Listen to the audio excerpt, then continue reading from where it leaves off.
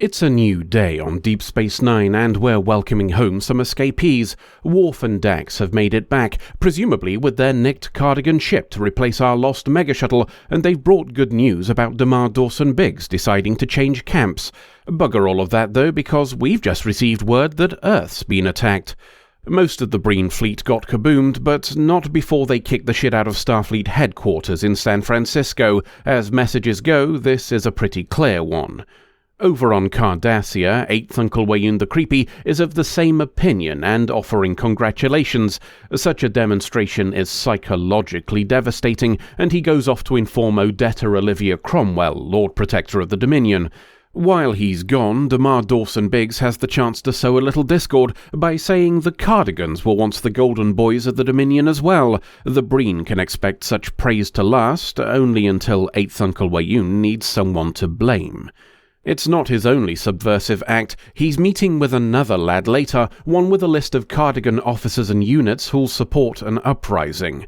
There's some concern over just how short the list is, but Damar Dawson Biggs thinks others will join in once it all kicks off. There's subterfuge on Bajor as well, though Kai Sin the Delphic douchebag isn't fond of it. She's cancelling everything on her schedule, due in no small part to being sick of the pretense. The prophets aren't her future anymore, and she's tired of all the mummery. Siegel Ducat says it's necessary for now, at least until they've freed the Par-Rays from the fire caves. The idea causes a touch of concern in Kaizen. There are prophecies that say their release will result in Bajor's destruction, but Siegel Ducat says that's exactly what they want. The Bajor of now, one that spends its time kneeling at the feet of false gods, will die, only for a new one to be born in its place, for those who are deemed worthy anyway. All she has to do is turn the Par-Rays loose, and for that she'll need the answers hidden in a book said to be very dangerous indeed, one that none are permitted to open, save for the Kai alone. Bashir and O'Brien are playing Warhammer in Quarks. Not really, of course, as this is the future and they don't have currency, so Games Workshop decided there was no point in continuing. Instead, they're fiddling with a model of the Alamo. They're watched by Dax and Worf from above, the latter asking the former if she's sure about Bashir. She's not 100%, but is falling on the side of yes. Down on Bajor, somebody else isn't sure about things either. Solbor, the servant of Kai Sin, is very concerned about her requesting the Costa Motion, an ancient text about the Par-Rays. While he's voicing his concerns, he also asks what she actually knows about this mystery Bajoran who's taken the role of her guide, among other things. Kai Sin and Siegel Ducat both shut him down in as diplomatic a manner as they can be asked, and Solbor leaves. Kai Sin's a wee bit hesitant at opening the book, but does so after some prompting. She need not have bothered. The pages are blank. Siegel Ducat assumes an error, but Kai Sin thinks not. She thinks they just need to find out how to make it share its secrets.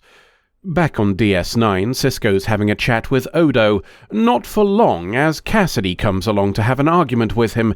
Cisco pulled a few strings to get her removed from the roster of active freighter captains for a month, and she's fucking fuming about it. She was very clear that she wanted to keep flying despite the new Breen threat.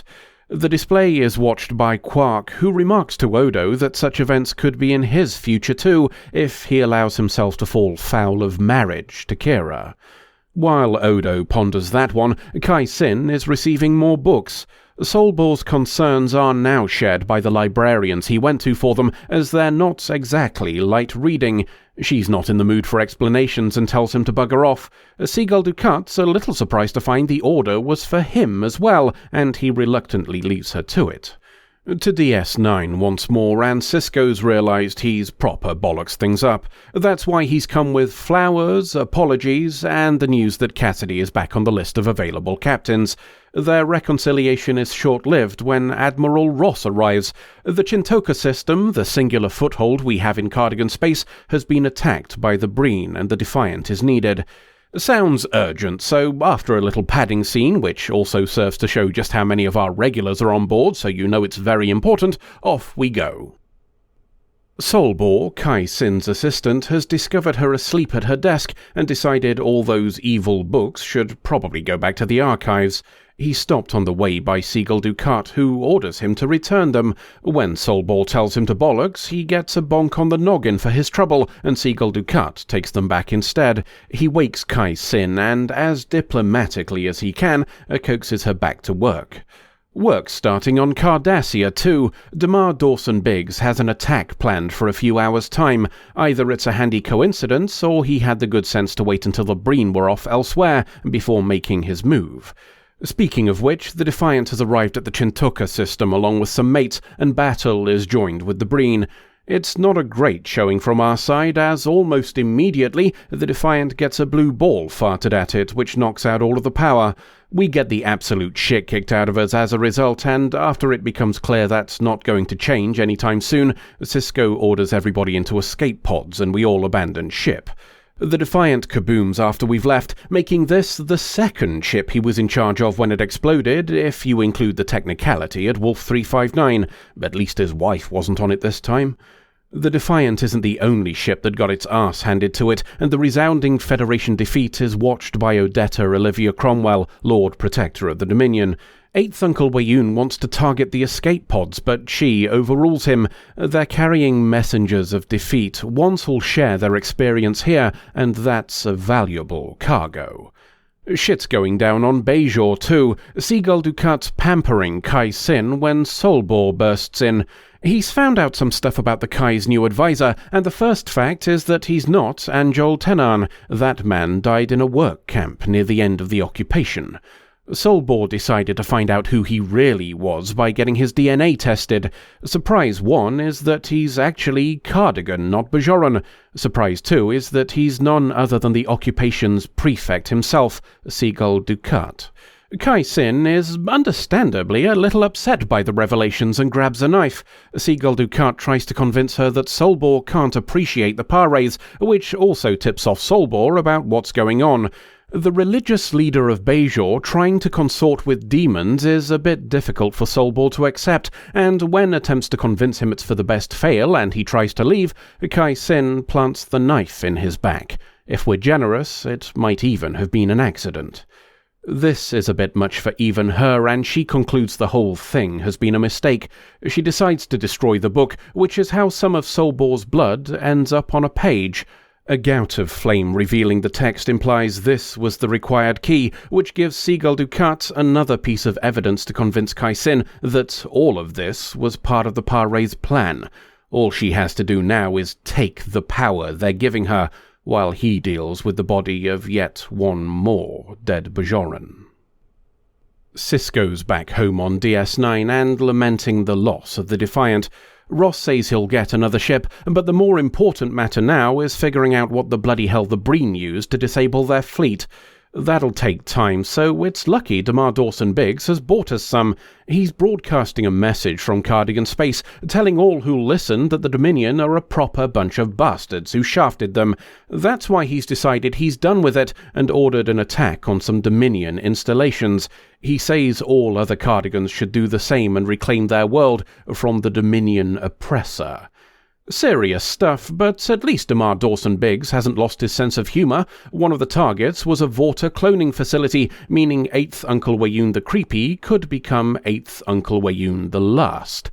As he orders the rebels found and killed, along with anybody else who gets in the way, Kira, back on DS9, has managed to confirm the attacks are real. That makes Damar Dawson-Biggs and his rebellion a very important new front in the war, so we'll leave Sisko to wonder how we're going to find a way of throwing our weight behind it until the next part of our last adventure. The Cardigan liberation has begun, and the former oppressors of Bajor are about to get a taste of how that truly feels in reverse. The benefits to the Federation of Chaos within the Dominion camp are obvious. So obvious, in fact, that had we viewers not witnessed it happening for ourselves, we might even have wondered if Section 31 had a hand in it. Fomenting disquiet within enemy states is an effective sabotage technique. The bonus of an insurrection joining your ranks is that your unexpected new allies are both best informed to know what's worth hitting and best placed to make it happen. I made an aside about Damar Dawson-Biggs retaining his sense of humour in attacking Vorta cloning facilities, but it would be a mistake to dismiss this as revenge. Well, not just revenge, anyway. The Vorta are the white-collar workers of the Dominion, the means by which a founder saying, "I want this," turns into a plan for how to make it happen. Removing a Vorta cloning facility has the potential to severely impede this intermediary layer, and as a result, the entire rigid command structure of the Dominion. And it's not as simple as saying the founders would take charge either. We don't know for sure how many founders are on this side of the wormhole, but it's fair to assume the number is significantly less than Vorta. Having the generals step in may not be logistically possible, even without the added wrinkle of the illness affecting them.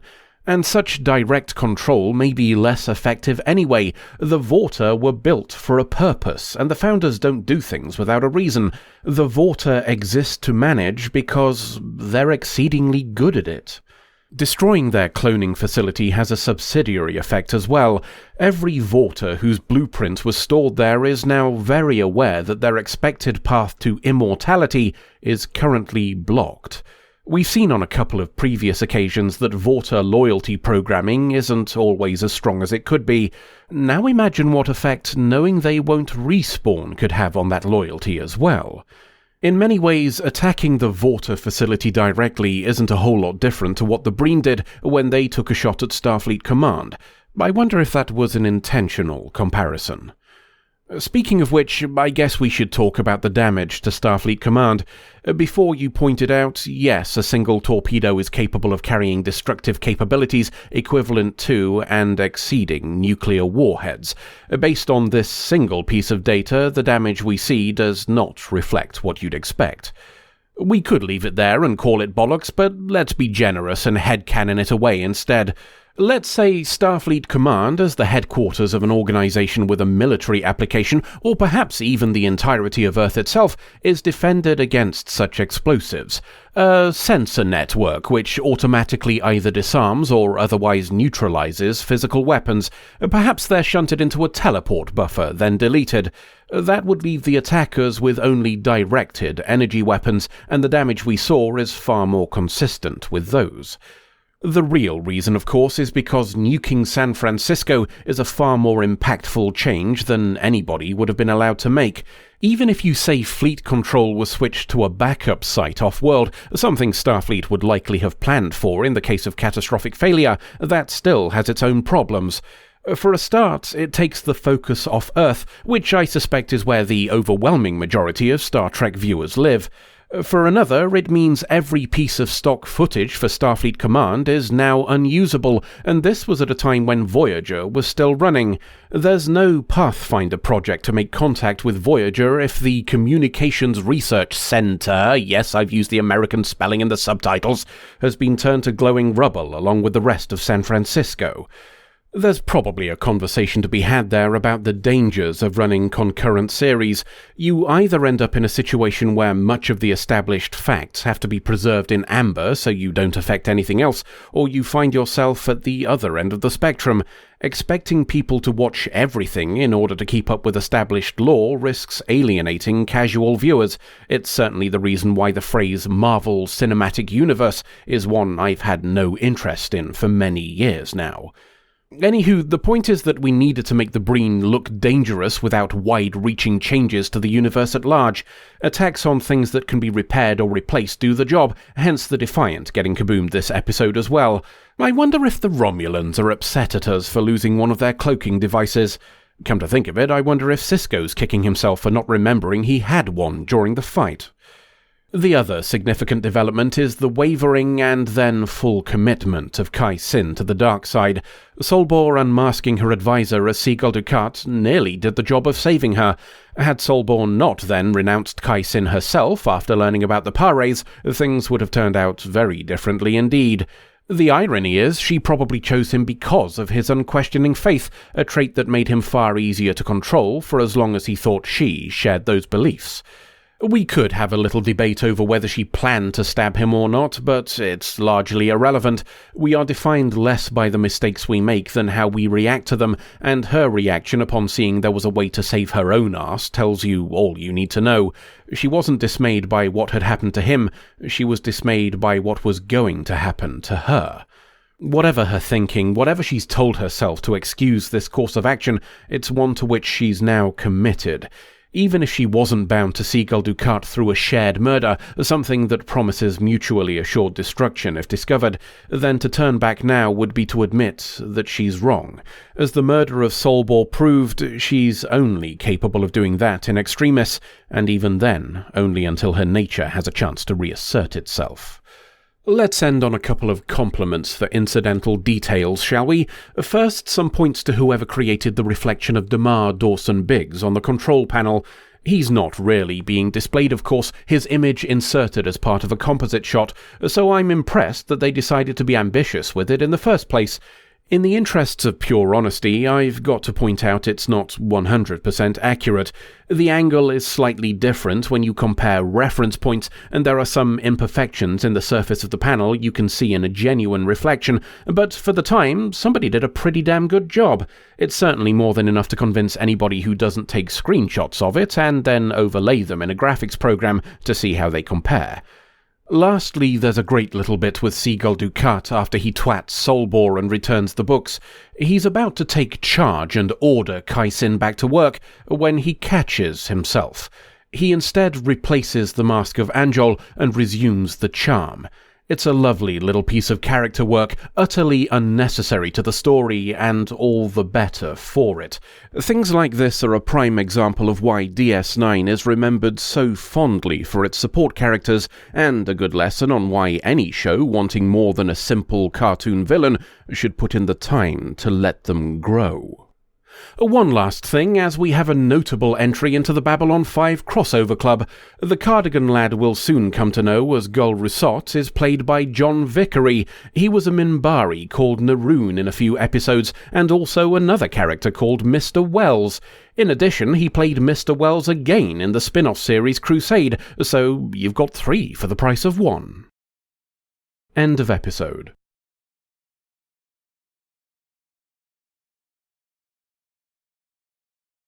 Well, go on then. What do you mean? I mean, go on then. You wanted to be in these end bits, so go hog wild, son. Well, I mean... Oh. Not as easy as it looks, is it? Hold on. I'm getting it. Just give me a minute. Ah, well, that's the thing, isn't it? These bits generally come in at a minute or less. Getting it is a luxury for which you simply don't have the time. Oh my God, what am I supposed to do? I suggest you spend the next couple of days thinking about how you're going to advance the story. Personally, I'd probably focus on how you're going to help us get out of here. That is, unless you want to spend the next 5 videos dying on stage during your big break. Woof.